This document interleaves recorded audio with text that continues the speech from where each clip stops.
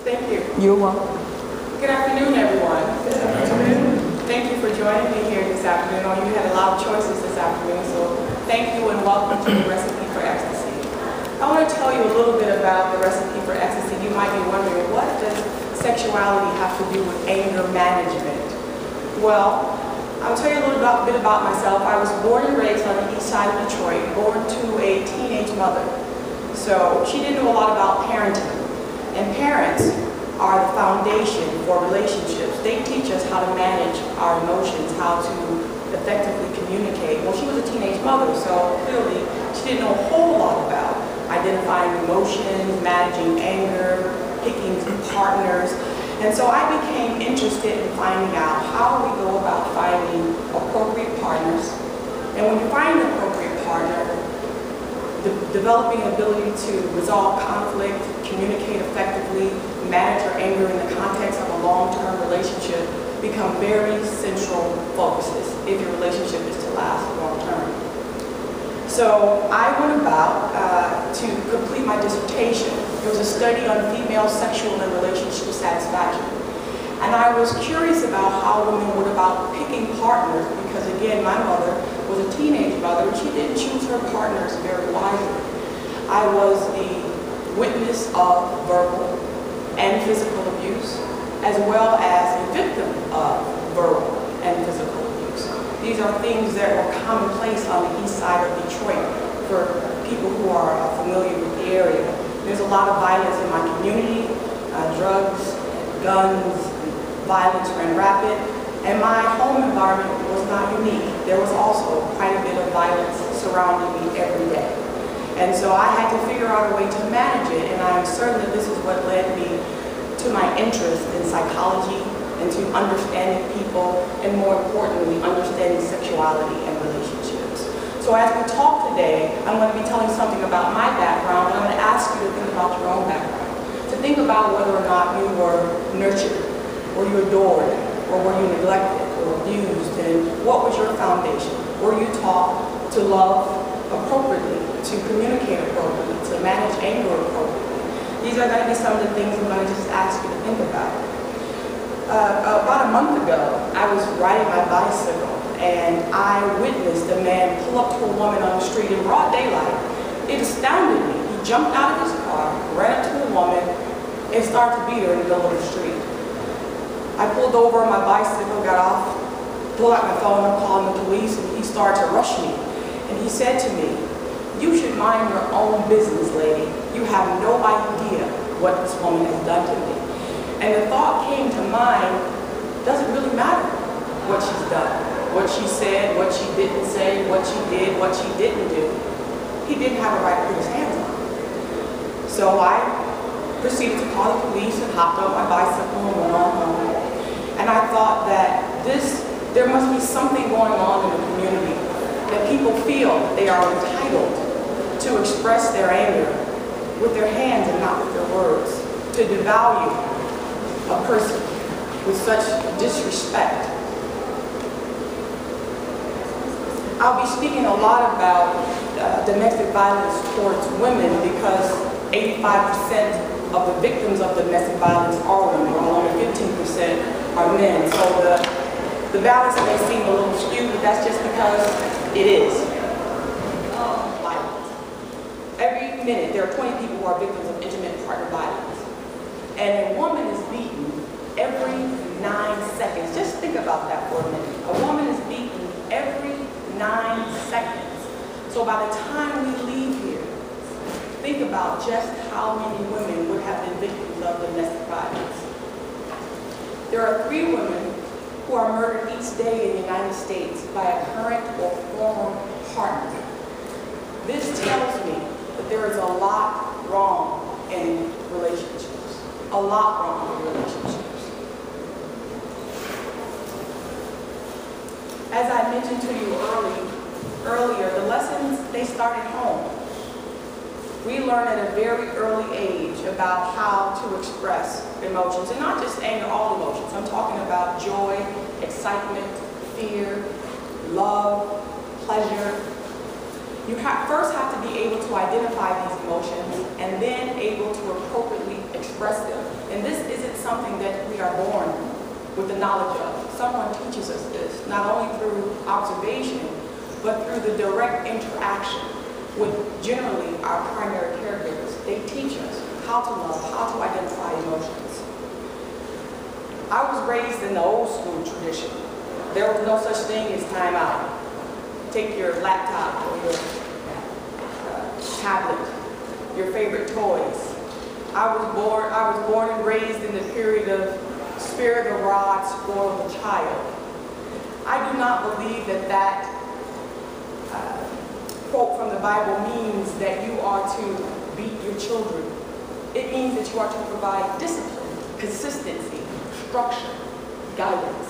That is the rod. It is a rod of love. It is a rod of affection. It is a rod of nurturance. This is important because this will inevitably be passed down. I think today there is a lot of discussion about discipline with things like timeout, restrictions, as opposed to physical discipline. I think there is a shift. But I think especially in the African American community, we think that those types of discipline are ineffective. So I'll be honest, I spank my kids. I have three daughters. They've gotten some pats on the butt, a couple pops on the head with a wooden spoon. But I can't bear to physically discipline my children where I know that I'm going to hurt them. The thought of hurting them hurts me, and so I want to educate them about the things that they've done wrong and to correct them and direct them in ways to improve their behavior and at the same time learn how to manage themselves effectively. Stockholm Syndrome is a concept that is associated with the bond that takes place between the abused and the abuser. This is something that you can easily see that might take place between a parent and child, but it also takes place between lovers, between intimate partners, where a person identifies with their aggressor. This bond really helps to defend against their awareness of the abuse. It gives them a little distance. So if they can experience this bond with them, they're not as aware of the impact of the violence, but it is important that you understand the impact is very real and ultimately it will need to be dealt with. This is something I do a great deal of in my practice. I have treated all types of victims of violence, physical, emotional, sexual abuse, verbal abuse, from teenagers all the way up to the age of 80. There have been a lot of people that have crossed my path that have been injured by people that they love. Not by strangers on the street, but by people that they love and entrust their lives to, which can be some of the most damaging kind of violence because it affects your esteem, your sense of self, damages your hope, interferes with your faith and belief that you can have the kind of relationships that are meaningful and fulfilling as opposed to being harsh and destructive. Don't feed your children garbage. They are what they eat. Be mindful of what you teach them. Worldwide, men who are exposed to domestic violence are 3 to 4 more times more likely to perpetrate intimate partner violence than men who are not. It is important not to pass on recipes that are not good to your children. I want to talk a little bit about how people manage anger, what I've seen over the years. That anger is a difficult emotion for a lot of people, and I really don't know why, because anger is a source of information. It is like any other emotion. Fear tells us that there is something to take heed of, to be cautious, there's danger, right? Joy tells us that there's something to be happy about. Frustration tells us about tension and things that we have difficulty obtaining, obstacles in our way. Anger is the emotion that tells us there is a problem. And if you use it productively, it is a problem that possibly you can solve. Some problems have solutions, and anger can be a very resourceful tool at finding solutions if you use it productively. And we're going to talk some about that today. One of the first things is to be aware, but most people deny anger. They want to be unaware. Oh no, I'm not angry. I can't tell you how many clients tell me that in my room, in my therapy room. I'm like, well, you look angry. You sound angry. That facial expression and clenched fist, you appear angry. So being aware, removing denial is very important. It reduces the likelihood that tension will build over time, and when tension builds over time, that increases the likelihood that anger will be expressed in an inappropriate way at an inopportune time. A lot of people use substances to help them manage their emotions. Things like alcohol, drugs, sex, gambling, something outside of themselves to help to regulate themselves. That also creates a lack of awareness. And it increases the opportunity that anger will be expressed inappropriately because it lowers your inhibitions. When you use substances outside of yourself, you don't have anything that says stop. Don't say that. Stop. Don't do that. Think about things before you act. Avoidance is another way that people manage anger. To avoid it, stay away from it. It creates distance. You think about partners, intimate partners. When you avoid each other, it creates distance. There's a lower level of intimacy between you. And it's important to be aware of the emotions so that you can express them productively, because they will always find a mode of expression. I often tell my clients, if you fight your feelings, they will fight you back, and I guarantee you they will win. So you might as well deal with them when they're small, not when they build up over time, because that creates tension and increases the likelihood that anger will be expressed in a destructive kind of way. When I say destructive, I mean verbal abuse, physical abuse, sexual abuse, emotional abuse. And we've seen quite a bit of that in the media this year with the NFL players and their partners, NFL players and their children. You've seen inappropriate expressions of anger. Some people are passive when they deal with anger. They don't address it. But ultimately, you'll see it. Some people are passive aggressive. They withhold. They become cold and distant. Still very destructive. Still very inappropriate ways of managing your emotions. Others are outright aggressive. They throw things, break things, hit. Again, inappropriate ways of expressing emotions. To be assertive is the objective. To be aware of how you feel and to be able to put it into plain terms, to use your words. I feel angry when you don't call me and let me know where you're going to be. I feel angry when you spend our life savings gambling. I feel angry. Use your words. When you don't use your words, negative emotions can lead to all sorts of negative things like disease, cancer, high blood pressure, diabetes. The body and the mind are intimately connected. And so when you don't use your emotions effectively and productively, we see problems in the body and problems in the mind, depression, anxiety, problems in relationships, some that can even lead to death, suicide, homicide. We've seen a lot of this in the media as well, where lovers take their own lives and take the lives of their loved ones, their wives, their children. These are the consequences of anger expressed inappropriately. Desertion. People leave. They leave their families unattended to, uncared for. Lots of destruction in the wake of negatively dealt with emotions.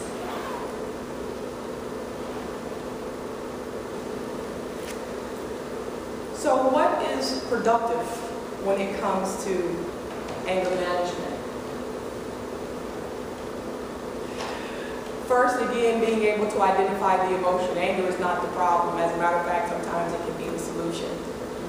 I find that oftentimes anger is the default emotion, and what is underneath anger is often sadness. But people don't know what to do with sadness. They know what to do with anger, though. They can yell, argue, but sadness hurts. It just makes you want to cry. And most people don't want to do that. But I think if you take the time to think about how you really feel when someone says or does something to you that often provokes the feeling of anger, you might see that underneath it, you find sadness. Your feelings have been hurt. You're disappointed. You're frustrated. But anger is the default emotion because it is easy. And so I tell my clients often, first, calm down. People often want to deal with the events right away. Let's talk about it right now. Let's figure it out right now. No, not if it can't be a productive conversation. Not if you can't respect me and I can't respect you and we can't listen with the intention of understanding each other. And so I often suggest time out. Take a time out, settle down, think about what's going on. And then eventually, take a time back in when you can both sit down and think about it, identify how you feel, and have a productive conversation.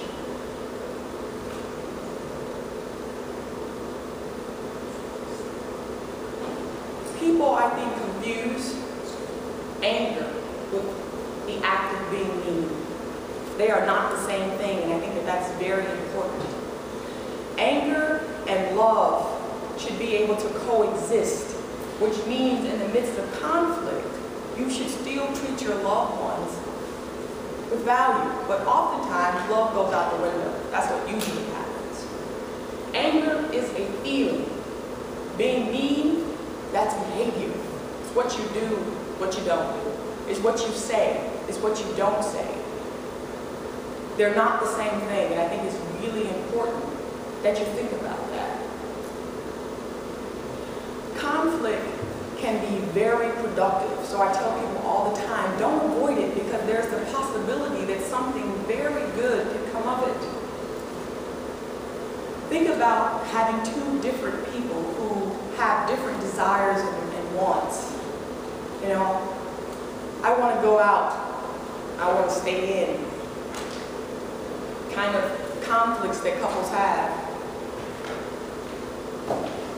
If you can talk about it, there's a possibility that two people who are at opposite ends might find themselves closer together. You might not agree, but at the very least you have an opportunity to understand each other. If you're listening with intention, the intention to understand, the intention to resolve conflict, the intention to find a compromise, or the intention to develop intimacy. Right, intimacy. Intimacy, the experience of closeness, which can be one of the productive consequences of anger when expressed productively. Again, two people at opposite poles who share how they feel, even if it's a feeling of anger, have an opportunity to find themselves closer to each other if they're listening with the intention of understanding. Oftentimes, however, people are not listening with the intention of understanding. They're listening with the intention of defending themselves, being right. And I ask my clients all the time, do you want to be right or do you want to be understood? Do you want to be right or do you want to be closer to your partner? So it's really important that you understand what your intentions are when you get into conflict and you express your anger. And one of my intentions is often intimacy. I want to be closer to my partner. What you see here is Sternberg's triangular theory of love. I call it the ingredients of love. Intimacy is one of the primary ingredients of love. It is a consequence of sharing, not just physically, but emotionally as well. If you look alongside the right side of the triangle, I consider that side to be more of the characteristics associated with early love. From the tip down to the right side, you see liking at the tip. That's what happens in the beginning. There's that excitement, that liking, we really like each other. Then you notice there's some chemistry, feel a little passion towards each other. Sometimes people don't even like each other that much, they just go straight down to the passion. It's just about being physically close. If you look alongside the left side of the triangle, you'll see companionate love, intimacy and commitment, which is often the type of love that is characteristic of a long-term relationship. Long-term relationships have the difficulty of maintaining passion, which we'll talk about. But passion is often, again, associated with anger. It's a strong emotion, so it can be joy, it can be frustration, it can be sensuality, but it can also be anger. But it's one of the emotions that is difficult to hold on to in long-term relationships. At the bottom, on the left-hand side of the triangle, there's empty love, where there is no intimacy or passion, just commitment. I have clients that have been together for a long time, 20 years, 30 years, but they're no longer lovers and they're no longer friends. I bet you they're angry about something, and it's not been expressed productively. You see in the middle at the bottom of the triangle, there's fatuous love, where there's passion and commitment. So there's that physical connection, and we're still together, but we're not close. We don't really share anything in our lives anymore. We don't talk. I don't know how you feel. You don't know my hopes and dreams. There's something missing there as well. In the center of the triangle, there's consummate love, which has the three ingredients: intimacy, passion, and commitment.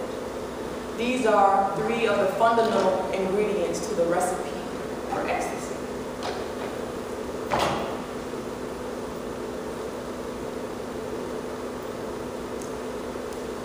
In the recipe for ecstasy, I talk a great deal about separateness, because when it comes to relationships, we enter them as individuals, and that's one of the primary sources of conflict.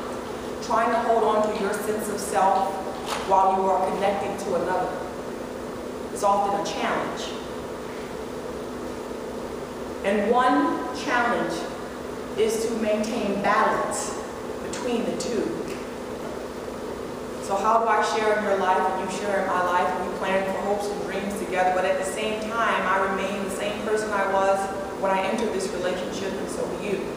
It is understanding the privacy of separateness.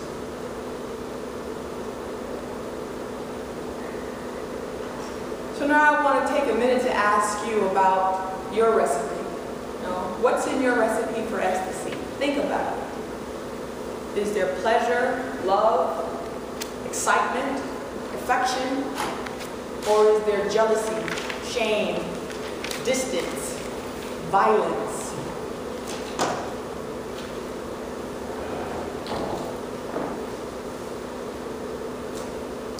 I'm going to tell you a little bit about my research and how I came to develop what I call this grocery list. These are the essential ingredients to relationship and sexual satisfaction. Ingredients that are sure to help you manage your emotions effectively in a relationship.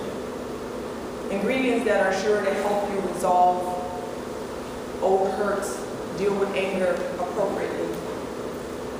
It's a long list. So as I said, working on my dissertation, I did a study on female sexual and relationship satisfaction, where I asked women to tell me in their own words about their most sexually satisfying experiences and about the partner in which they had those experiences with. So I was interested in understanding not only the sexual nature of the relationship, but various relationship aspects as well. Effective communication, intimacy, both in and outside of the bedroom, the ability to have fun with each other, those kinds of things, the ability to resolve conflict. And what resulted were narratives. I asked the women what type of relationship it was it casual or committed? How did you feel within the relationship? How did you feel within the essential experience? And they gave me various responses, which I'll talk to you about. Some of them were casual, some of them were committed, some people felt loved, some people felt cared for, some people felt neglected. But what I did was I pulled out the ingredients from these narratives, and what was resulted was this list of ingredients I'm going to go over with you today. I've also conducted a second study where I've asked couples to do the narratives. So in my second book, The Recipe for Ecstasy, A Couple's Guide to Intimacy and Pleasure, I have both narratives from men and women, where I also extrapolated the ingredients to the recipe for ecstasy. So, not in any particular order, we have mood. It's important to set a mood, not only in the context of the sexual moment, but also the relationship. What kind of mood is there? Is it playful? Is it relaxed? Is it romantic? Is there anticipation, a longing, a wanting? Is there an experience of being sated, satisfied? These were the moods that were essential in the recipe for ecstasy.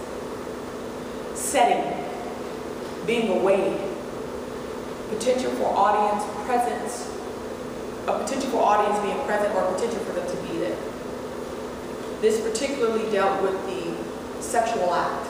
Setting was important. Newness in a relationship, both in and outside of the bedroom. New things. Variation in the sexual act.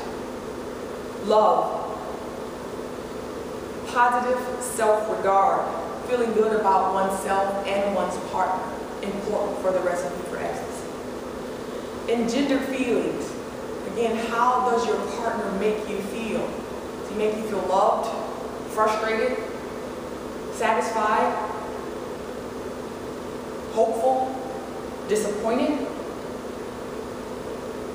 Passion, the intensity of emotion and the physical response.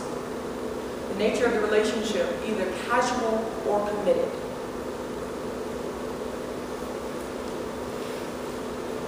When it comes to the sexual experience, arousal is important. And there are things that can interfere with arousal. Anger, one of them. Anger affects mood, it affects depression, it affects anxiety. This is not good for your recipe. Orgasm, multiple orgasm, things that are important for sexual satisfaction. Effective communication, both verbal and nonverbal. Technique is important, the how-to of the sexual act. Timing, the point of occurrence. Sexual abandon is uninhibited expression, freedom. And this often comes with intimacy. When there is not a fear of judgment, there is closeness. When you can express yourself again physically and emotionally with your partner. When you feel safe, back to those moods, when you feel safe, you're able to let your guards down. But if there's anger in your relationship that is being expressed inappropriately, you do not feel safe. You do not want to let your guards down. You cannot express yourself freely to your partner. Mutuality, to simultaneously give and receive pleasure. This is important because when relationships are one-sided, there is often disappointment and frustration, which can affect an experience of anger. So being on both sides of giving and receiving is important in the context of relationships. His focus on her and her focus on him. Also very important ingredients to the recipe for ecstasy. I've said a lot so far. I'm curious, anybody have any questions for me before I go on? Okay. So I'm going to take this time to tell you a little bit more about my books. So my first book is a revised version of my dissertation. And I asked women, as I told you, to tell me about their most sexually satisfying experiences in their own words, but I also did a comparison and a contrast of women. And I divided the women into 4 groups: married, single, with and without children. Any guess out there who was the most satisfied in their relationship? Say that again. Single people, with or without children? Without. Why do you say that?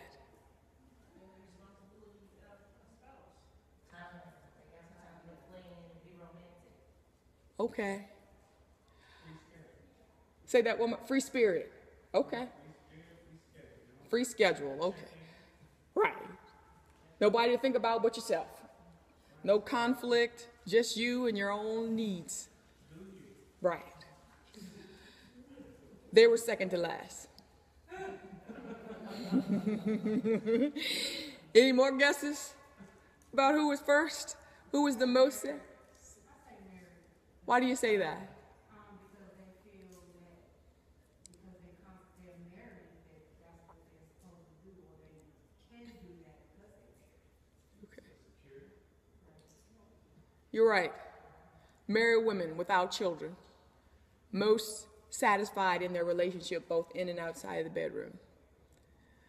They had secured commitment, intimacy, and passion. Had the highest level of intimacy, the highest level of commitment. Passion was the same across the board. You said without kids. Yes, married without children. Ha ha ha ha ha ha ha. Okay. Okay. So you got me. Right. So you got me. One of the biggest disappointments and quandaries of my research was that married women went from first to last. Dead last. Even behind single women with children who came in second, which was again a quandary. Like, how can single women with children be more satisfied than married women with children? Any thoughts?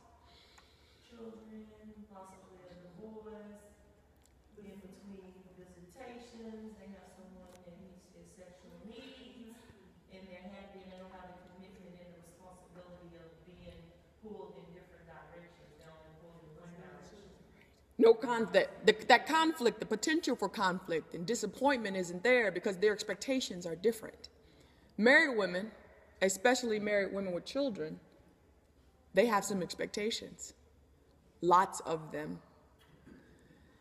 And that affects how they feel sexually and in the context of a relationship. Single women are focused on pleasure in the moment. Like you said, I got a couple hours because I got a babysitter, or I have an overnight because my kid's with their dad. So this is about having fun right now. So the problem is that their strategy often doesn't get them what they're often looking for, which is ultimately a partner, someone who will commit to them long term. And so I say, the married woman needs to take a page from the single woman's book, and the single woman needs to take a page from the married woman's book. Because the married women, they are more focused on intimacy, on sharing, on being a part of something committed and meaningful. And that's all great until you have other stuff to do, like feed people, pay bills, plan for retirement, nurse a aching knee, things that you have to deal with over time. So it's not just that they're children, but it's also that the stage of life changes as kids get older. Our bodies change, right? There's menopause for women. Well, there's menopause for men. Let's just say that, okay? They haven't quite coined it yet, but we all have a shift in our biology.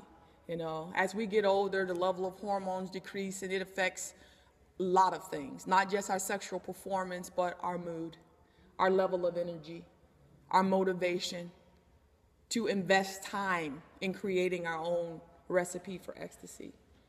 So that is why women went from first to last as it relates to sexual and relationship satisfaction. I want to take a few minutes and do a little reading from my first book. Let me see where we are on time. Oh, we're good on time. So I want to take a little time and I'm going to do some reading. Like I said, I did a comparison and contrast of the groups, and while I was trying very hard to understand the difference between the married and single groups, the level of intimacy accounted for a great deal of it. Like I said, married women were they had the most intimacy in their relationship. Passion was consistent across the board. The type of responsiveness was consistent across the board as it relates to the physiology, being able to reach and obtain orgasm, consistent across the board.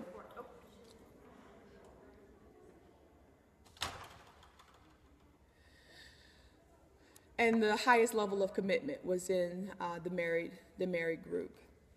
They identified different things, though, which was also very important. Married women were more interested in things such as mood. Was the mood set? The setting, where were we? Were we able to be away from the regular days, the activities, the work, the kids, the responsibilities? Where single women were more focused on the ingredients such as variation, newness, level of arousal, orgasm responsiveness. Again, in the moment variables that contribute specifically to pleasure. I'm going to start with an excerpt from chapter 11, which is entitled Getting Dicey, Communication. Slicing and dicing can be a very useful skill when it comes to sexual satisfaction. While communication was not identified as a significant ingredient in my research, I felt it could not be left out of the recipe for ecstasy. Effective communication cuts right through the bull and takes you straight to the bone. The spoken word is such a basic tool that we take it for granted. One of the first tasks that individuals master in order to get our needs met is talking, yet we give it up. We abandon verbal expression when we need it most. Ask for what you need.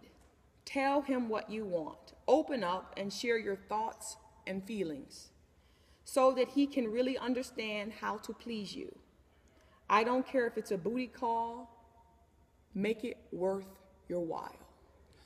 And I say that because oftentimes in the culture of today, people have a focus on pleasure. There are late night calls that are just about getting sexual pleasure, but the person should still be considered. You still want to be treated as a person of value. You still want to be able to effectively express your needs, even if it is in the context of solely physical satisfaction. Verbal and nonverbal. You get what you ask for. Chop it up into bite-sized pieces so that he can fully digest what you want. Ask for a pinch of spice here and there, mostly there, down there to be exact. One woman had such an experience, and I quote, "A lot of foreplay, kissing, talking, and lovemaking. Oral, vaginal, and anal sex for 3 hours off and on. It was wonderful. Don't leave out the fact that it was in quotes with a man that I loved. The post-ecstasy reviews, I am a complete woman sexually. There is nothing that we can't openly discuss when it comes to sex, and I feel this was one of the things that helped. Open communication, one of the things that helped. Now, why would the ability to openly discuss things bring so much sexual pleasure? Any takers on that question?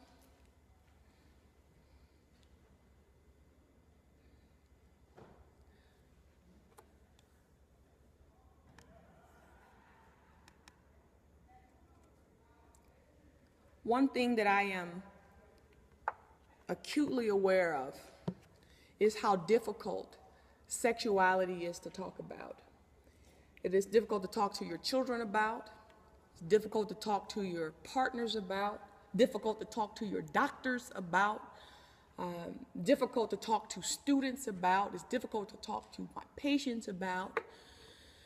I often tell people that sexuality is just as basic as eating and sleeping.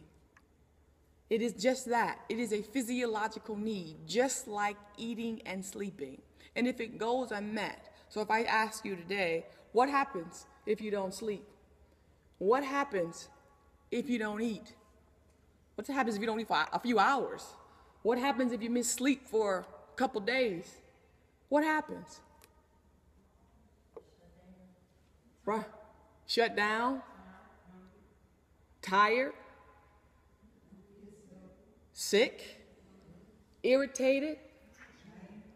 Right, drained. Things happen, right?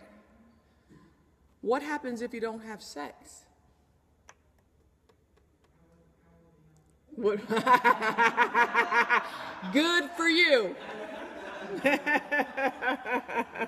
Good for you. Same types of things. You're tired, irritated. Parts of you are shut down. That it is just as normal and natural and, in my opinion, necessary as eating and sleeping. Trust me, I've had clients who've been in relationships for years. I have many of them right now. Shut down.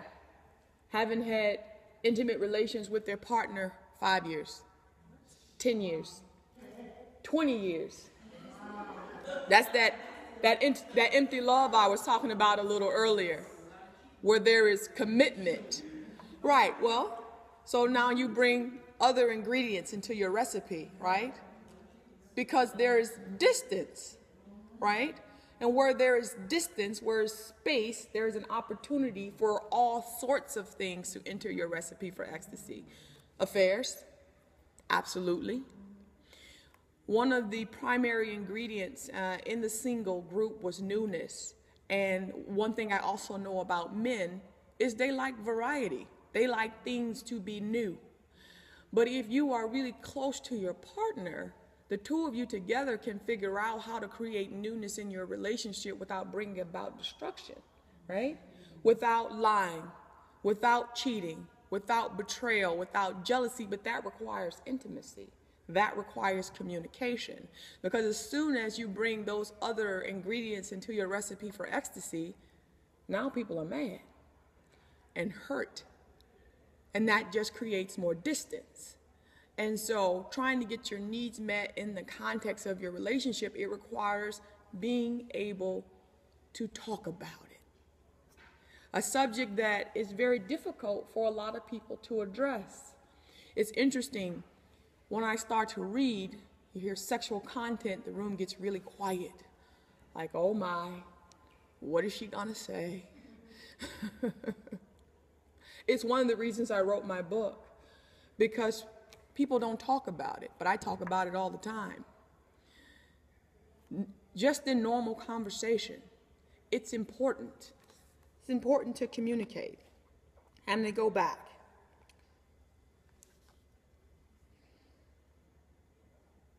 Go back.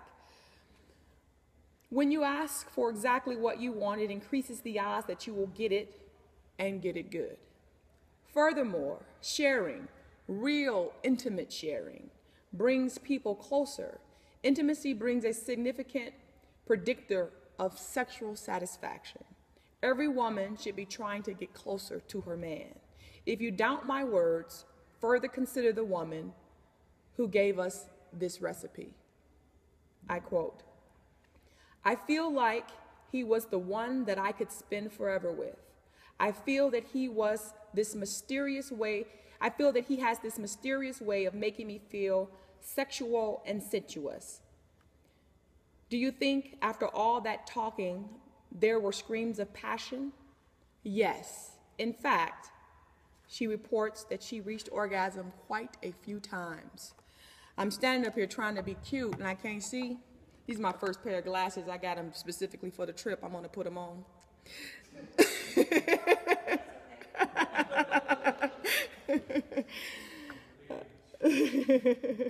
That is so much better. I'm not accustomed to wearing glasses. In fact, I reached orgasm quite a few times. 1, 2, 3, 4. More, more, more. Do you remember the postmenopausal woman who gave us the recipe that had been cooked up after more than a year of celibacy? If not, chew on this morsel to refresh your palate. We lay a while, just stroking and talking. We ended up having long, intimate conversation about sex. We shared personal histories, laughed, and reassured each other that what we were doing now was fine. We kept stroking and asking each other, do you like this? How does this feel? Pretty soon, I was telling him that it felt really good, and we were looking into each other's eyes. Each advance, we went slowly and checked in, always feeling and talking with our eyes and faces. From words to looks, mouths to eyes, verbal to nonverbal, this woman knew how to ask for what she wanted. The outcome? It was the first time I'd gazed into my partner's eyes while making love, and knowing that he cared how I felt and wouldn't go anywhere unless it felt good to me. That wordless communication marked the rest of our sexual life together. It felt reaffirmed. I felt reaffirmed, desirable, and respected, and just liked for myself.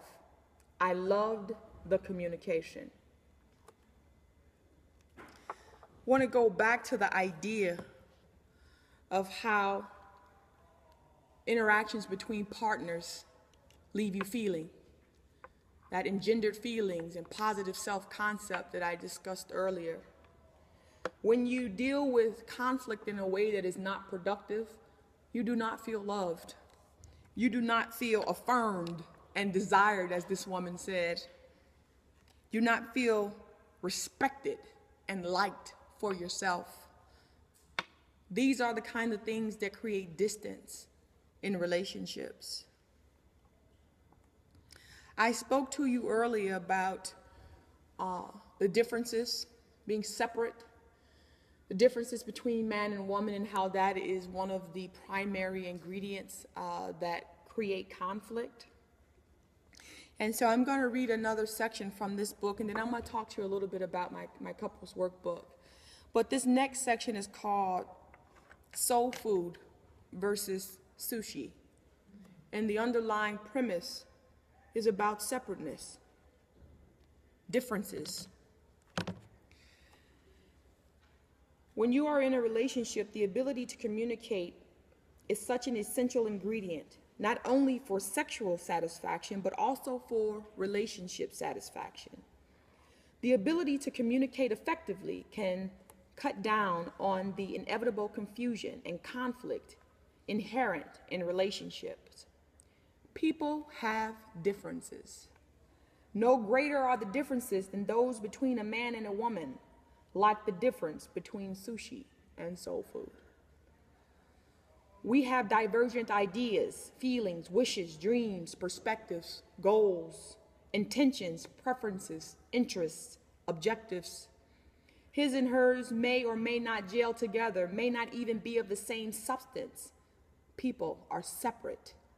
We need space to be our individual selves, especially when we are sharing our lives. I have learned a valuable lesson from the conflict in my marriage. After a conflict, I want to talk about it, kiss and make up. And yes, make love. At that same moment, however, my husband can't stand the sight of me. It took me a minute to figure it out that he just wanted to be alone so he could stew in his cave. Sometimes the roles are reversed. He's ready and I'm still out to lunch. Sometimes it just depends on who is willing to be vulnerable first. Other times it takes a while for things to cool off after they have become so heated. Since conflict is inevitable, the best that a person can do is figure out how to resolve it. Many people loathe conflict and thus attempt to avoid it. But the longer you avoid conflict, the worse it gets. Might as well deal with it while still manageable before it goes from gourmet to garbage. It is tough to be angry all the time and stay in love. It is like putting cooking oil and water together. It doesn't mix. While you should be able to stay connected when you are angry with the one you love, you may not be able to stay in the same house with them. Go for a ride, take a long walk, then come back, hug it out. Staying connected means keeping each other in heart and mind. And for us women who want to talk it out, space after a conflict may seem like torture. Just think of it like going on a diet, but instead of being off carbs, you have to be off your man while he gets back to a space where he can become mindful of you again. And just like diets, it won't last forever. When it is over, you get to reunite with all of your favorites, even Mr. Goodbar. So that's a little reading from my first book, which I wrote 10 years ago. Well, actually, now it's been over 10 years. It's been about 13. Took me that long because I'm currently in that group of women married with children. So I'm busy. And my life's work has been dedicated to bringing us up from the bottom. We don't have to be at the top, but we don't need to be at the bottom either. I want to bring us up. And so to that end, I started working on a couples workbook. As a psychologist, I treat a lot of couples. People come into my office for all sorts of things. Couples specifically, without fail, one of the most common answers I get when I ask the question, what brings you here? What's the problem in your relationship? Everybody says communication. It's like the default answer. And while I imagine that communication is likely a problem, people don't know how to talk to each other in a productive way, resolve conflict, express anger. There's usually the big three: sex, kids, and money. That's what the couples fight about who come into my office. Not necessarily in that order, but that's often what I see. And so I decided to do a comprehensive workbook that my couples could take home with them that would address what I would imagine any problem that you could possibly come up with in a marriage. How to effectively communicate, how to resolve conflict, how to forgive, which is a biggie in the context of a long-term relationship. Because if you're in it for the long haul and you're being realistic, you're going to hurt each other. Ideally, it will not be intentionally, but sometimes it is. And if a relationship is to survive, then forgiveness is required. And forgiveness is an intentional act. People say it all the time, oh, I forgave him for that. I forgave her for that. What'd you do? How'd that happen? How long did it take? I just made up my mind. I was going to do it. So I did. But say that again? They did. Right. So in the next argument, right, here it comes. All right, the next discussion, it has not been resolved, and it gets in the way of your recipe for ecstasy. So, working on forgiveness, pleasure, both in and outside of the bedroom. Intimacy and pleasure are fundamental pieces of the recipe for ecstasy. People who are together for a long period of time should be able to have fun with each other. That's just the bottom line. If you can't have fun with each other, then why are you together? Both in and outside of the bedroom.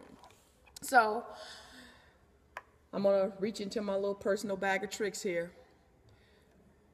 It's been a very busy year for me. Yes, go ahead. Before I move on, okay. What if all those three issues was all good? If you stem back to communication. Say that one. What if they were all good? Would I? If the kids is good, the sex is good, and money's good, but you still have that communication. Okay. So it's a fundamental problem in relationships. We think about ourselves, what we want, how we feel, and we often communicate in that way as well. Some of the biggest problems in relationships emanate from misunderstandings, not being able to effectively communicate what you're thinking and how you're feeling. Because when I'm hearing it, it's getting filtered through my filters, how I feel, what I usually think, my pattern of behaving. And so, again, trying to facilitate effective communication where a person actually understands what you're trying to communicate to them. It's an essential part of intimacy. I mean, it's how people get close. And so if communication is a problem, then I teach people how to talk to each other. And I start with intentions. I go back there. What is your intention? Why are you here? If you want to learn how to communicate with your partner, are you listening with the intention of understanding? Are you communicating with the intention of being understood? So am I talking to you in a way that will allow you to receive my message? Because sometimes we speak to people up here, down here, hostile, loud, disrespectful.